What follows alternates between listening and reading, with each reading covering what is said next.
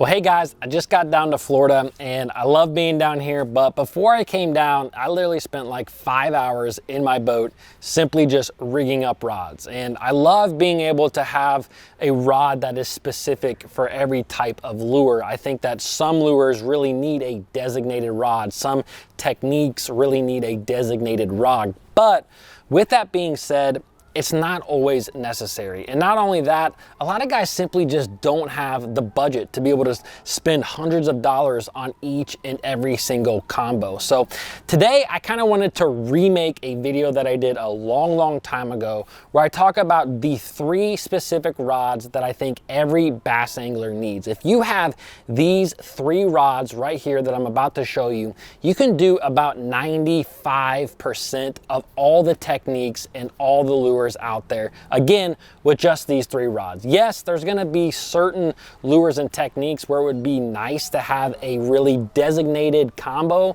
for that rod, but it's not always necessary. These 3 rods will really get the job done. Let's get on to the rods. And guys, I'm not trying to sell you these specific rods that I'm about to show you. I really want you to pay attention to the power and the action and the length of each of these rods, because the power, action, and length are what is the most important. And you can apply this to whatever brand of rod that you have, whether you fish with Abu Garcia, Daiwa, whatever it may be. I will tell you the specifics of the rods that I use, but I really want you to pay attention to the power, the action, and the length, because that is what is important. So let's get on to the first rod. This first rod and reel combo, all of these are my favorites. I mean, like I said, these are the most versatile rods in your boat, on you at all times. So the first rod is going to be this. This is a 7-foot, 3-inch, medium heavy power, fast action rod. Okay, to me, this is like my bread and butter. You can do just about anything you want with this rod. You know, I love throwing braid on this rod like I have rigged up right now. I put braid on it and I can throw a frog, or I can swim a jig, or I can throw a big easy style bait, something like that. Or I can put 20-pound fluorocarbon on this rod, and now I have a rod that I can pitch with. I can pitch soft plastics. I can pitch a jig. You know, even with that 20-pound fluorocarbon, I can fish a bait like a chatterbait or a spinner bait, or even a buzz bait. Like, this rod does so many different techniques so well. Pretty much anything that has a single hook on it, a single hook, so a jig, a Texas rig, a chatterbait, they all have that single hook. You can do it with this rod. Now, this exact combo that I have here, obviously it's my favorite. This is an arc rod. It's the Tharp series, and this is the money maker rod, which is named rightfully so because this one rod can make you a lot of money, especially if you fish tournaments like me, because it just does so many different techniques. The reel I have on it is the Bruin ELS reel. I like a 7.1 to 1 gear ratio, something in that 7.1, 7.3. That really can do just about any technique out there. So this combo right here, again, you could put braid on it, you could put fluorocarbon on it, and it's going to do everything very well for any single hooked lure. So let's move on to the next rod. And again, this is another bait. I mean, just like I said, these rods, I love them all so much. And this particular rod is really important when it comes to treble hooked lure baits. This is the one I'm going to throw poppers like I have on here.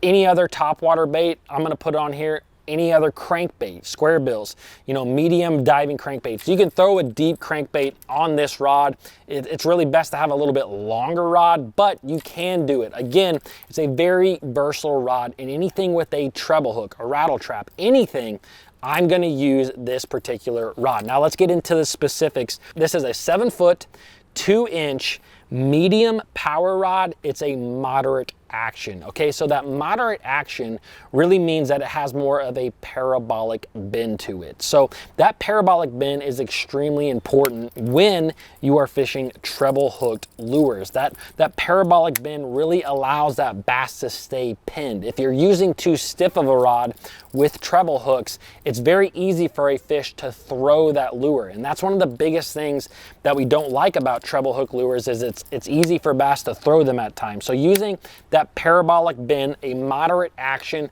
really helps to keep those fish pegged. Now, again, you can put braid on this rod, you can put fluorocarbon on this rod, you can put monofilament on this rod. Now, I have this rod specifically for topwaters right now, and I use 30-pound braid, and I also use a small monofilament leader here. But if I put 12-pound fluorocarbon, this is pretty much my all-around cranking rod. I can throw, like I said, square bills. You put a rattle trap on. You can do so much with this rod. Now, kind of like the length of the Moneymaker rod, which was 7'3". That's why I like this one, which is 7'2". It's not too long, but it's not too short. I can really make a long cast, but I can also make very accurate casts with that 7'2", 7'3" length. That's why I like that length so much. Now, this particular rod, this is another arc rod, and it's an Invoker Pro Series rod. I love it. The reel that I have on here, again, this particular reel is a 7.1-to-1 gear ratio reel. You know, a lot of times when I throw a crankbait, I tend to throw something that's in that 6 range. But again, if you can only get one rod and reel combo, I'm gonna go with the 7, because you can always slow down your reel crank. You can't always speed up. So I really like anything. I really like 7 all around. Now, the third rod is a spinning rod. And guys, I really think it's important for you as an angler to have a spinning rod with you at all times. Now, this can depend. All these rods can depend. For instance, if you live in New York, your 3 rods are gonna be probably different than a guy who lives down in Florida, who might have all flipping sticks. But a spinning rod is really become a must in a lot of the fishing situations that we get into. And this is my all-purpose finesse rod. So if I'm gonna throw a drop shot, bam. Ned rig, bam. Shaky head, bam. Wacky rig, bam. Okay, this rod does it all. Now, this rod I love because it's a $100 rod, and that $100 price point I just really like because it's not too expensive, but yet you get some good quality. So this particular rod, this is an arc rod. It's a Cobb Series rod, and this is his kinda shaky rod. It's a 7-foot, 1-inch rod. Again, all these rods are really kind of in that 7'1" to 7'3". I really like that length. It's a great all-purpose length. Now, this is a medium power rod. It has what's called an extra fast tip on it, but in my mind, it kind of has more of a fast tip. It bends a little bit further down the blank, which I tend to like that.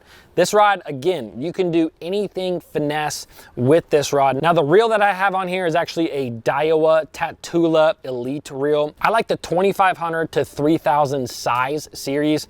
I got 10-pound braided line to anything from a 6-pound fluorocarbon leader all the way up to maybe even a 15-pound fluorocarbon leader at times.